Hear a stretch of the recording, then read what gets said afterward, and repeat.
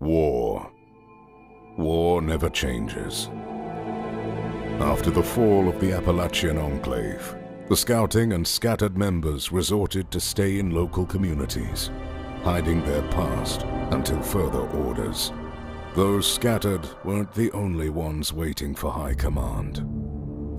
A local Enclave facility located a mile within the bog region was also dormant. The facility's purpose was to supply scouts and gather files on post-war communities' actions. Years later, the facility opened after submitting a distress call from White Springs. Modus, an AI from the White Springs bunker, summoned all surviving members.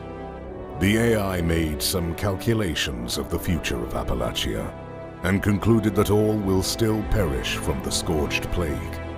Without the blockade of the original Brotherhood and new queens to replace the deceased, the future seemed bleak. For the Enclave Order to survive, they needed Appalachia and its inhabitants to stay pure from this horrible plague. A contingency plan was placed onto the Enclave members to cleanse this horrible plague from American soil. You are a member of the newly formed Cranberry Bog Division. You must contribute to such horrific acts and turn a blind eye to your next following orders.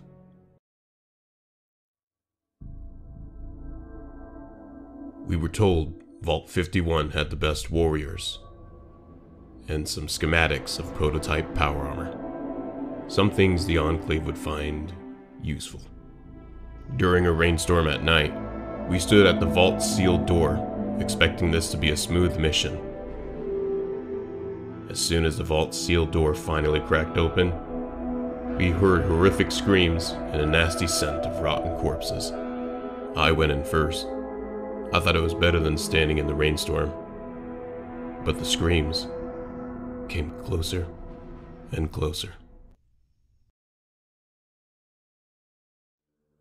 It was hard, working through those tight corridors, but it was worse when the Scorch started to rush our positions. We believed the Scorch got to the dwellers first, but something told me that there was more sinister actions taken there against those residents. After making our way through the infected overseer, we took the schematics and supplies, then rushed back into the rain. I was happy to breathe fresh air. When Modus received the schematics, he gave us a new, shiny prototype armor weeks later, and a duplicate copy was sent to the Capital Wasteland. Odd. I thought that place was nuked to hell. It's been said the traitorous Brotherhood held their ground against the Scorched. Last known location of their leader was in the Glass Caverns, during a foolish mission named Operation Football. During their final operation, they took an uplink that would attract any Scorched into one singular location. Sounds promising. Taking out a whole nest with one nuke. If only the Brotherhood did not show the white in their eyes and hesitate on the use of nukes. And we were sent in to finish the job. Repair the uplink and make it out alive before the nuke strikes. By the time we entered, we noticed this is a forgotten and abandoned graveyard of the once proud Brotherhood of Steel.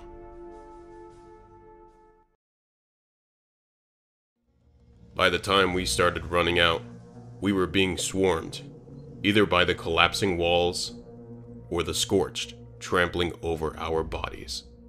Few men barely made it out alive. Looking back, we all went by instinct and blew the whole cavern with multiple nukes.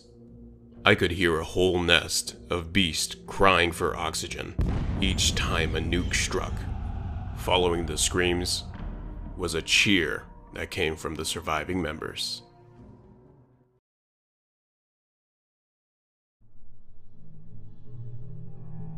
Taking control of the Scorched isn't just guns and glory, it's also about intel. At the time, we gathered intel that a 76 dweller made a couple vaccines in the Nuka-Cola plant. Only 2 vaccine cases were made, until the exact same dweller broke the production line. Modus wants us to repair the Nuka-Cola factory and mass-produce the vaccines. The only thing the AI forgot to mention was the ghoul workers we had to cooperate with to help repair the factory.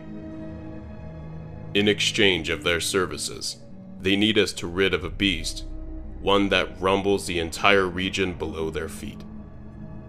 I just hope the ghouls don't come any closer. They remind me too much of the corpses at Vault 51.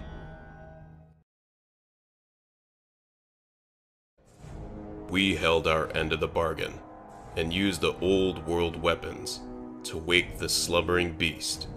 Crawling out of the ground was a nightmarish sight that haunts me to this very day. With our superior weapons, the beast hit the ground before it was able to reveal the rest of its disgusting body. Thank God, too. After a long day of work, an arrangement was made between the ghouls and our scouting members. They will help hand out the new produced vaccines, as long as we continue to supply them with fresh Nuka-Cola. Out of all the things rotting away on those bodies, it's a good thing that they still have their taste buds, or such a deal would never have been struck.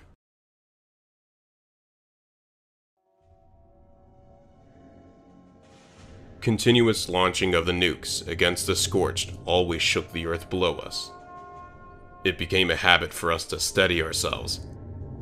The new Brotherhood finally caught sight of our nukes. It took them long enough. From intel gathered from Enclave facility Site K, the new Brotherhood was a tribe that came to Appalachia out of nowhere. They hoard dangerous technology for themselves. And worse, they're growing and expanding.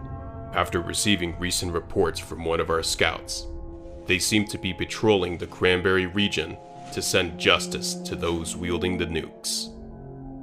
Our little enclave would rather have our whereabouts and nukes to ourselves. Seemed like a clear mission when we heard those reports. Take out the brown noses before they alarm the whole beehive, and leave no traceable evidence.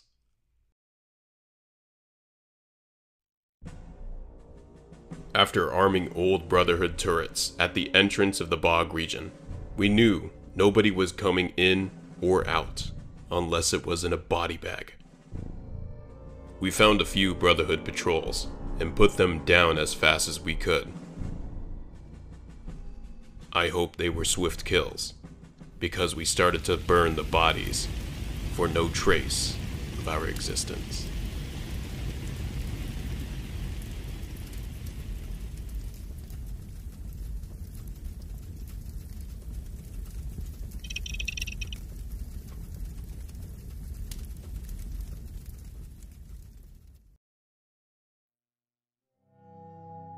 Thank you for watching Chapter 1 of the Remnant Journals. All actions that we have done in this machinima was a recreation of our in-game story events. This project has been in the works for multiple months and took a lot of effort from so many people. From trying to make the lore very accurate and friendly if the Enclave were to return into Appalachia, recreating those events in-game through a script, later taking that mission briefing of a script and making it into a journal of a surviving member of all these battles, later going back in-game and trying our best to recreate all those shots. And of course the audio part, which I took part of, and of course a narrator did at the very beginning of the video, and trying to make my video 4K resolution, which was a pain in the ass if I'm gonna be honest. I am very happy about this community, especially those on my Discord and a couple other allies that were able to help me recreate and make some of these scripts for the shots. Although some of these people may be gone, I think it's still justice to give them the credit and the credibility that they have done with this project. So here are their names. A big thank you to Atomic, Assassin, Heisenberg, Bloodaxe, Dark Crisis, Poison from Vanguard, Kurito, Daddy Shell, Zur, MacArthur, Country, and Pumpkin. Also a huge shout out to my ally, the new Appalachian Responders, run by Brandon. These guys have helped me form my own group into what it is today and made this all possible. If it wasn't for his group, the Cranberry Bog Division would never be a thing. As for Chapter 2, I'm still working on the project. Not only that, but the script is still being made. If you want to have your own input, go right ahead and join our Discord. It's still in the works. It's not too late. As for the Cranberry Bog Division, I am very happy with everybody that was involved. We finally have a Machinima out. We've already surpassed 1 year. We have multiple allies and multiple different projects still on its way. And finally, if you like this video, it would help just about anybody that was involved with this project, as we've had months and months in the working for this, and we just couldn't wait for this to be out. Like and subscribe, and share it with all your friends. And tell me, what was your favorite part in the entire Machinima? Thank you so much for watching, and God bless America.